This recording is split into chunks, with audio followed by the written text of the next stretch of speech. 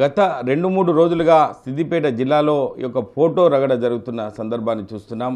ఇటు సిద్దిపేటలో కావచ్చు, ఇటు గజ్వేల్ నియోజకవర్గంలో ముఖ్యమంత్రి రేవంత్ రెడ్డి ఫోటో పెట్టాలని చెప్పి కాంగ్రెస్ పార్టీ శ్రేణులు కూడా క్యాంప్ ఆఫీస్కి వెళ్ళిన పరిస్థితి మనం చూసాం. దీనికి సంబంధించి అక్కడ ఫర్నిచరు పగిలిపోవడం కావచ్చు, ధ్వంసం కావడం కావచ్చు, దీన్ని బీఆర్ఎస్ పార్టీ శ్రేణులు ఎలా చూస్తారని చెప్పి మనతో మాట్లాడడానికి ఎమ్మెల్సీ యాదవరెడ్డి సార్ ఉన్నారు. సార్ చెప్పండి, ఇవన్నీ చూస్తున్నారు, మొన్న సిద్దిపేటలో ఈరోజు నిన్నటి రోజు గజ్వేల్లో చూశారు, ఏం చెప్తారు సార్ ఈ విషయంలో?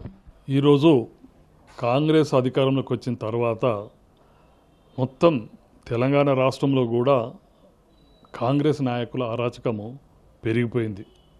దురదృష్టం ఏంటంటే వాళ్ళ నాయకుడు కూడా అదే ధోరణితోటి ఉన్నాడు కాబట్టి యథా రాజా ప్రజ అన్నట్టు కింది స్థాయి క్యాడర్ కూడా అరాచకాలకే పూనుకుంటున్నారు. ఇది ముఖ్యంగా ఇక్కడ మా సిద్దిపేట జిల్లాలో గతంలో మొన్న హరీష్ రావు క్యాంపస్ ఆఫీస్ మీద కూడా అక్కడి కాంగ్రెస్ గుండాలు దౌర్జన్యంగా అటాక్ చేయడం జరిగింది. నిన్న ఈడ గజ్వేల్ క్యాంపస్ ఆఫీసు కేసీఆర్ గారి ఆఫీసు మీద కూడా అలాంటి దుర్మార్గపు అటాక్ చేయడం జరిగింది. ఇది చాలా ఖండించదగ్గ విషయం, దుర్మార్గం కూడా. ఎందుకంటే 14 సంవత్సరాలు ప్రాణాలకు తెగించి ఉద్యమం నడిపి తెలంగాణ తెచ్చి తెలంగాణను నంబర్ 1 స్టేట్గా ఏర్పాటు చేసిన తొలి ముఖ్యమంత్రి క్యాంపస్ ఆఫీస్ మీద అటాక్ చేయడం అంటే యావత్ తెలంగాణ ప్రజల మీద అటాకు, తెలంగాణ అభిమానించే వ్యక్తుల మీద ఇది అటాక్గా నేను భావిస్తున్నాను. అది గజ్వేల్లో నిన్న జరిగింది మాత్రం ఎవరైతే జిల్లా అధ్యక్షురాలు ఉన్నదో అక్షరెడ్డి గారు, ఆమె మిడిమిడి జ్ఞానంతో ఉన్నది. ఇప్పటివరకు ఒక వార్డు మెంబర్ కాలే, సర్పంచ్ కాలే. ఆమెకు ప్రోటోకాల్ అంటే కూడా నాకు తెలిసి అర్థం కూడా తెలియదని నేను భావిస్తున్నా. ఎందుకు అంటే క్యాంపస్ ఆఫీస్ అంటే అది కూడా ఎన్నడూ లేని విధంగా కేసీఆర్ గారు అధికారంలోకి వచ్చిన తర్వాతనే నియోజకవర్గంలో తిరిగే ఎమ్మెల్యేలకు వాళ్ళకు ఒక ఆఫీస్ ఉంటే ప్రజల సాధక బాధకాలు ఆ నాయకుని ఇంటికి పోకుండా ఒక ఆఫీస్, రెసిడెన్సీ కమ్ ఆఫీస్ ఉండాలనేసి క్యాంపస్ ఆఫీస్గా ప్రతి నియోజకవర్గంలో కేసీఆర్ గారి ఆలోచనతో ఇవి ఏర్పాటు చేయడం జరిగింది. గతంలో ఎన్నడూ లేని విధంగా అక్కడ ఈ క్యాంపస్ ఆఫీసులలో వాళ్ళు ఎంఐఎం ఎమ్మెల్యేలు ఉన్నారు, బీజేపీ ఎమ్మెల్యేలు ఉన్నారు, బీఆర్ఎస్ ఎమ్మెల్యేలు ఉంటారు. గతంలో అట్లా సమాజంలో ఉన్న, మన రాష్ట్రంలో ఉన్న వివిధ పార్టీల నాయకులు కూడా ఎలక్ట్ అయిన తర్వాత వాళ్ళ క్యాంపస్ ఆఫీసులో వాళ్ళ ఇష్టానుసారంగా పెట్టుకోవాలి. కానీ దీనికి ప్రోటోకాల్ అని లేకపోతే దీనికి ఒక జీవో అన్నది ఎక్కడ లేదు ఇప్పటి వరకు. ఏ పార్టీ ఎమ్మెల్యే ఉంటే ఆ పార్టీ వాళ్ళ సీనియర్ నాయకులు కానీ వాళ్ళ అభిమాన నాయకులు కానీ వాళ్ళ క్యాంపస్ ఆఫీసులో పెట్టుకుంటారు. ముఖ్యమంత్రిది పెట్టాలనేది లేదు. ముఖ్యమంత్రి ఫోటో ఎక్కడ పెడతారు? ఒక గవర్నమెంట్ ఆఫీసులో గవర్నమెంట్ పనిచేసే ప్రిమిసిస్లో మాత్రమే పెడతారు. ఇది సెమీ గవర్నమెంట్ క్యాంపస్ అంటే రెసిడెన్సీ కమ్ క్యాంపస్ ఆఫీసు. విడిది మనం ఆఫీస్ అంటే ఇప్పుడు అధికారులు కూడా అప్పుడప్పుడు విడిదిగా క్యాంపస్ పోతున్నట్టు ఉన్నట్టు ఇది ఒక దీనికి సంబంధించినప్పుడు ముఖ్యమంత్రిది పెట్టాలని కంపల్సరీ ఏం లేదు. ఇది అవగాహన రాహిత్యంతో కాంగ్రెస్ నాయకులు మరీ ముఖ్యంగా మా సిద్దిపేట జిల్లాలో గత 2.5 సంవత్సరాలలో జరిగిన ఏ ఒక్క ఎలక్షన్లో కూడా ఎమ్మెల్యే ఎలక్షన్లో ఈ 3 కాన్స్టిట్యుయెన్సీలలో డిపాజిట్ రాలేదు. సిద్దిపేట, దుబ్బాక, గజ్వేల్లో. మొన్న సర్పంచ్ ఎలక్షన్లో కూడా 70 to 80% సర్పంచులు లోకల్ బాడీస్లో బీఆర్ఎస్ కైవసం చేసుకుంది. మొన్న జరిగిన మున్సిపల్ ఎలక్షన్లో కూడా ఇటు చేర్యాల కానీ, దుబ్బాక కానీ, గజ్వేల్లో నియోజకవర్గం ఉన్న 2 కూడా బీఆర్ఎస్ కైవసం చేసుకుంది. ఇలా ప్రజల కేసీఆర్ చేసిన అభివృద్ధిని దృష్టిలో పెట్టుకొని ప్రజలు కేసీఆర్కు, బీఆర్ఎస్ పార్టీకి బ్రహ్మరథం కడుతున్నారు. హరీష్ రావు నాయకత్వంలో ఈ జిల్లాలో ఇంకా కూడా పార్టీ బలంగా ఉండుట్లా ఇక్కడ కాంగ్రెస్ స్థానిక నాయకులను వాళ్ళ హైకమాండ్ దగ్గర వాళ్ళకు ఉనికి లేకుండా పోతుంది, పరపతి లేకుండా పోతుంది. అంటే ప్రధానంగా ఆరోపిస్తున్నారు, అంటే ఎమ్మెల్యే గెలిచిన తర్వాత గజ్వేల్ నియోజకవర్గ ప్రజలను పట్టించుకోవడం లేదు, మా దగ్గరకు వస్తే అభివృద్ధి చేయడానికి మేము సిద్ధంగా ఉన్నామని చెప్పి డీసీసీ అధ్యక్షుడు ఆంక్షారెడ్డి కావచ్చు, కాంగ్రెస్ పార్టీ శ్రేణులు చెప్తున్నారు. ఆ విషయంలో ఎటువంటి విషయం చెప్తారు సార్? ఒకటండి, కేసీఆర్ తెలంగాణ సాధకుడు, మాజీ ముఖ్యమంత్రి. 10 సంవత్సరాలు తెలంగాణ రాష్ట్రాన్నే యావత్ భారతదేశంలో నంబర్ 1 రాష్ట్రంగా తిద్దిన ఘనత కేసీఆర్ గారిది. మరీ ముఖ్యంగా మా గజ్వేల్ నియోజకవర్గాన్ని ఒక 30-35 సంవత్సరాల అభివృద్ధిలో ముందరకు తీసుకుపోయిన గొప్ప నాయకుడు కేసీఆర్ గారు. కేసీఆర్ గారు ఉండకపోవడం అన్నది ఏముందండి, క్యాంపస్ ఆఫీసులోనే ఉండాలని లేదు. క్యాంపస్ ఏ ఎమ్మెల్యే కూడా క్యాంపస్ ఆఫీసులో ఎవరు ఉండరు. వాళ్ళు టూర్ ప్రోగ్రామ్ చేసినప్పుడో లేకపోతే ఎప్పుడైనా ఉన్నప్పుడో వాళ్ళ ప్రతినిధులుగా అక్కడ ఉంటారు. ఎవరు ఉంటారు? వాళ్ళ పిఏ ఉంటాడు, లేకపోతే వాళ్ళ క్లర్క్స్ ఉంటారు. అక్కడ ఏం జరుగుతాయి? సీఎం ఎమ్మెల్యే క్యాంపస్ ఆఫీస్లో జరిగే యాక్టివిటీస్ ఏముంటుందండి? సీఎం రిలీఫ్ ఫండ్స్, లేకపోతే ఏమైనా లోకల్ ప్రజలది విన్నపాలు ఉంటాయి, ఏదో రేషన్ కార్డు అను ఇందులే అనుకో, ఇలాంటి ఏమైనా అవసరం ఉంటే ఆ ఆఫీస్కి వస్తే ఆఫీస్లో అక్కడ ఒక పిఏ ఉంటాడు, ఒక క్లర్క్ ఉంటాడు. అక్కడ వాళ్ళు రిప్రజెంటేషన్ ఇస్తే దానికి ఆ ఎమ్మెల్యే దాన్ని పరిశీలించి ఆయన పరిధిలో ఉంటే చేస్తాడు, లేకపోతే పై అధికారులకు రెఫర్ చేస్తాడు. అంతే తప్ప క్యాంపస్ ఆఫీసులో వేరే యాక్టివిటీస్ ఉండవు కదండి. ఆయన వచ్చినప్పుడు ఉండడానికి రెసిడెన్స్ ఉంటుంది, పైన కింద ఆఫీస్ ఉంటుంది. ఓకే, అంటే ఇవన్నీ చూస్తున్నారు. ఇప్పుడు కేసీఆర్ కూడా ఈ విషయాలు తెలుస్తున్నాయి కాబట్టి కేసీఆర్ ఎందుకు మౌనంగా ఉంటున్నారు? మీరు కేసీఆర్ దగ్గరికి పోతే ఏం చెప్తున్నారు సార్ మీతో ఇటువంటి విషయాలపై? ఇప్పుడు కేసీఆర్ ఇప్పుడు వాళ్ళ ఉనికి కాపాడుకోనికి వాళ్ళ అభద్రతాభావంతో ఏమి చేయలేక ప్రజలను డైవర్ట్ చేసేందుకు ఉత్తగా కేసీఆర్ మీద బురద చల్లుతుండు తప్ప కేసీఆర్ ఎందుకు లేదండి. ఫామ్ హౌజుల్నే ఉంటుండు. ప్రతిదీ కూడా క్యాంపస్ ఆఫీస్ నుంచి వచ్చే రిప్రజెంటేటివ్స్ వారి దృష్టికి పోతున్నాయి. వారు మాకు ఇచ్చే డైరెక్షన్స్ మాకు ఇస్తున్నారు. ఇక్కడ నేను ప్రోటోకాల్ ఉన్న ఒక స్థానిక సంస్థల ఎమ్మెల్సీగా కూడా నేను సీఎం రిలీఫ్ ఫండ్స్ ఇస్తున్నా, తిరుపతి లెటర్స్ ఇస్తున్నా, ఎల్ఓసీలు ఇస్తున్నా. ఏమైనా అధికారులతో మాట్లాడేది ఉంటే మేము పోతున్నాం. ప్రోటోకాల్ ఉన్న ప్రతి ప్రోగ్రాం పోతున్నాం. కేసీఆర్ ఆదేశాల మేరకే మేము నడుచుకుంటున్నాం. KCR leader of the opposition అండి. ఎమ్మెల్యేనే కాదు, తెలంగాణ తెచ్చిన ముఖ్యమంత్రి 10 సంవత్సరాలు చేసినోడు.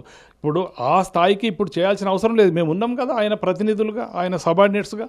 మేము ఇక్కడ పార్టీ పరంగా కానీ వ్యక్తిపరంగా కానీ ప్రోటోకాల్ ఉన్న వ్యక్తులం కానీ మేము ప్రజలకు అందుబాటులో ఉంటున్నాం. అన్ని కేసీఆర్ తరపున ఏ సంక్షేమం కానీ మంచి చెడ్డ కానీ ప్రభుత్వ పరంగా కానీ ప్రజలకు అందేది తప్పనిసరి మా ద్వారా మేము తప్పనిసరి చేరవేస్తున్నాం. కాబట్టి ప్రజలు సంపూర్ణ విశ్వాసంతో ఉండేప్పటికనే కదా గత 3 ఎలక్షన్లలో లోకల్ బాడీస్లో కానీ ఎంపీ ఎలక్షన్లు కానీ ఎమ్మెల్యే ఎలక్షన్లు కానీ బ్రహ్మాండంగా బ్రహ్మరథం పట్టిండ్రు కదా. ఎక్కడ ఏ ఎమ్మెల్యేకి రాని 45,000 మెజార్టీ గజ్వేల్ ప్రజలు కేసీఆర్కి ఇచ్చి గెలిపించారు అంటే ప్రజల అసంతృప్తి లేరన్నట్టే కదా. ఎంపీ ఎలక్షన్లు వస్తే కూడా మళ్ళీ అదే స్టేట్లో నంబర్ 1 లీడ్ ఇచ్చిన సెగ్మెంట్ గజ్వేల్ నియోజకవర్గం. మొన్న మున్సిపల్ ఎలక్షన్లో కూడా 2 మున్సిపాలిటీలు ఉంటే 2 కూడా బీఆర్ఎస్కు బ్రహ్మరథం పట్టిండ్రు. అంటే ఇవన్నీ సర్పంచ్ ఎలక్షన్లో కూడా 70% సర్పంచులు బీఆర్ఎస్ కేసీఆర్ బలపరిచిన అభ్యర్థులకు గెలిచినాం. ఇవన్నిటి బట్టి చూస్తే ఏంటంటే ప్రజలు సంతృప్తిగా కేసీఆర్ మీద నమ్మకంతో కేసీఆర్ మీద అభిమానంతో ఇంకా ఉన్నారు. అది జీర్ణించుకుంటలేరు స్థానిక కాంగ్రెస్లు. తద్వారా ఏమవుతుంది, వీళ్ళకు కాంగ్రెస్ హైకమాండ్ దగ్గర ముఖ్యంగా రేవంత్ రెడ్డి దగ్గర వీళ్ళ ఉనికి కోల్పోతున్నారు, వీళ్ళ ప్రాముఖ్యత కోల్పోతున్నారు. ఏదో ఒకటి చిల్లర ఇసొంటి చేసేసి ఆయన దగ్గర మెప్పు పొందే ప్రయత్నం చేస్తున్నారు. ఇది అవగాహన రాహిత్యము, ఇది ఖండించదగ్గది.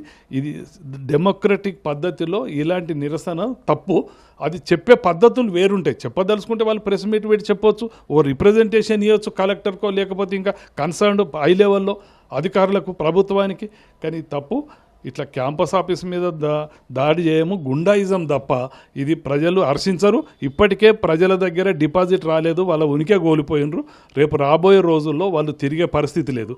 మరీ ముఖ్యంగా ఈ మధ్య కాలంలో ఈ ప్రజాపాలన పోతుంటే ఊర్లలో అందరు నిలదీస్తుండ్రు కాబట్టి ఆ డైవర్షన్ చేయడానికి ఇది ఒకటి ఎంచుకున్నారని మేము భావిస్తున్నాం. అంటే మొన్నటి రోజు నర్మేటకు వచ్చి కాంగ్రెస్ పార్టీ శ్రేణులకు ఒక ఉత్తేజాన్ని నింపించినట్టు అనుకోవచ్చు. ఇటు సిద్దిపేటలో ఎమ్మెల్యే గెలిస్తే మంత్రి పదవిలో అవకాశం ఇస్తామని చెప్తున్నారు కాబట్టి అంటే ఒక ఎమ్మెల్సీగా ఏం చెప్తారు సార్ ఆ విషయంలో? ఒకటండి, సిద్దిపేటలో కాంగ్రెస్ ఎమ్మెల్యేని గెలిపిస్తే మంత్రి పదవి ఇస్తానని ఆడ ఉత్తేజపరచనికి చెప్తే చెప్పొచ్చు. ఎందుకంటే ఆ పార్టీ నాయకుడు కాబట్టి పెద్ద మనిషి ముఖ్యమంత్రి హోదాలో వచ్చిండు కాబట్టి వారి క్యాడర్ను ఉత్తేజపరచనికి చెప్పొచ్చు. కానీ ఎవరో ఎందుకండి, కామారెడ్డికి వచ్చి నువ్వు కాంటాక్ట్ చేసినావు కదా, ఇవాళ హరీష్ రావు ఛాలెంజ్ చేసిండు కదా, నువ్వే వచ్చి రేపు నిలబడు, నువ్వే ముఖ్యమంత్రి అవుతావు కదా, మళ్ళీ గెలిస్తే హరీష్ రావు మీద ఆ ఛాలెంజ్ స్వీకరిస్తారా రేవంత్ రెడ్డి గారు? ఇది ఎందుకు అంటే ఒక నాయకునిగా వాళ్ళ క్యాడర్ను ఉత్సాహపరచనికి చెప్పిందే తప్ప రేవంత్ రెడ్డికి తెలియదా? గత ఆల్మోస్ట్ 40 ఏళ్లలో ఇప్పటి వరకు సిద్దిపేటలో కాంగ్రెస్ నిలబడ్డ అభ్యర్థికి డిపాజిట్ లేదు. ఇంకెక్కడికి వెళ్ళి వస్తుంది? ఏం చేసిండ్రని వస్తుందండి. మా గజ్వేల్ నియోజకవర్గమే తీసుకుందాము, వీళ్ళు ఇంత కాంగ్రెస్ వాళ్ళు మొత్తుకుంటున్నారు. పొన్నం ప్రభాకర్ గారు concerned minister, transport minister, 2 bus stand చివరి దశలో ఉన్నాయి, అసంపూర్తిగా ఉన్నాయి. అవి కొద్దిగా వాళ్ళకి బిల్లు ఇచ్చి టచ్అప్ ఇచ్చేస్తే ఇలా ప్రజలకు ఉపయోగపడుతుంది. ముఖ్యంగా మహిళా సోదరిమణులకు ఉపయోగపడుతుంది. టాయిలెట్స్ కానీ మంచిద్ద కానీ ఇప్పుడు ఎండాకాలం ఉన్నది. గవి కూడా 2.5 సంవత్సరాలు అయింది, ఇప్పటి వరకు దాన్ని పూర్తి చేసిన దాఖలాలు లేవు. వీళ్ళు కొత్తగా చేసింది ఒకటి లేదు, కానీ కేసీఆర్ మొదలుపెట్టి కొంచెం చివరి దశలో ఉన్న అసంపూర్తి వాటిని కూడా పూర్తి చేయలేని పరిస్థితి వీళ్ళకు ఉన్నది. 2.5 సంవత్సరాలు, ఇంకొక 6 నెలలు ఏడాది ఒడిసిపోతుంది.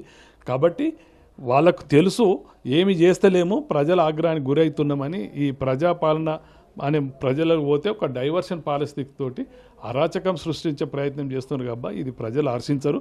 ఇప్పటికే సిద్దిపేట జిల్లాలో ఎక్కడ కూడా కాంగ్రెస్ నిలబడ్డ క్యాండిడేట్స్కు డిపాజిట్ రాలేదు. మొన్న మున్సిపల్ ఎలక్షన్లో కూడా తెలిసిపోయింది, సర్పంచ్ ఎలక్షన్లో కూడా తెలిసిపోయింది. రాబోయే రోజుల్లో కూడా హరీష్ రావు గారి నాయకత్వంలో కేసీఆర్ మీద అభిమానంతో మొత్తం సిద్దిపేట జిల్లానే కాదు ఉమ్మడి జిల్లాలో కూడా స్వీప్ అవ్వడం ఖాయం. ఓకే, అంటే చివరగా అంటే ఇప్పుడు మీరు చూస్తున్నారు, ప్రతిరోజు మానిటరింగ్ చేస్తున్నారు, అంటే సూటిగా రేవంత్ రెడ్డికి ఏం చెప్తారు సార్? ఎందుకంటే ఇటువంటి చూస్తుంటే కాంగ్రెస్ పార్టీ శ్రేణులు చేస్తున్న పరిస్థితులు మనం చూస్తున్నాం కాబట్టి చివరగా రేవంత్ రెడ్డికి సూటిగా ఏం సవాల్ విసురుతారు?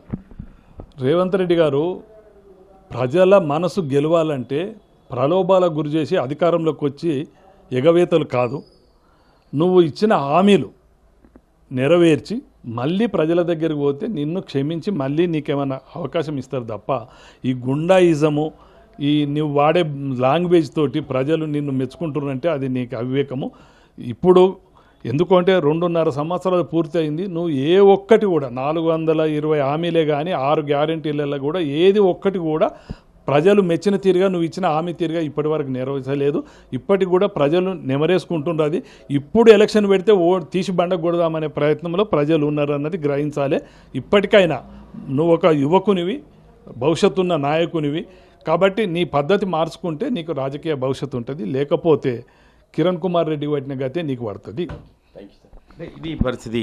అంటే కార్యకర్తలకు ఉత్తేజపరచుడు కాదు రేవంత్ రెడ్డి, ఖచ్చితంగా హరీష్ రావు పైన పోటీ చేయడానికి సిద్ధంగా ఉండు, భవిష్యత్తులో నీకు ఏది సిద్దిపేట ప్రజలు ఎటువంటి బుద్ధి చెప్తారో చూపెడతామని చెప్పి ప్రధానంగా చెప్తున్నారు.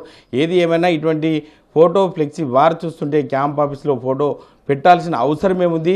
ఏ పార్టీ అధికారం ఉంటే వారు ఈ ఫోటో పెట్టుకుంటారు తప్ప ఇటువంటి చిలిపి చేష్టలకు బీఆర్ఎస్ పార్టీ నాయకులు ఎవ్వరూ ఊరుకునే లేదు, ఖచ్చితంగా ఎదుర్కొంటామని చెప్పి ఎమ్మెల్సీ యాదవరెడ్డి చెప్తున్నారు. కెమెరామెన్ ఎల్లోర్తో మహేష్, RTV, సిద్దిపేట జిల్లా. అసలైన తొలి వెలుగు. ఫాలో వాట్సాప్ @తొలి వెలుగు official.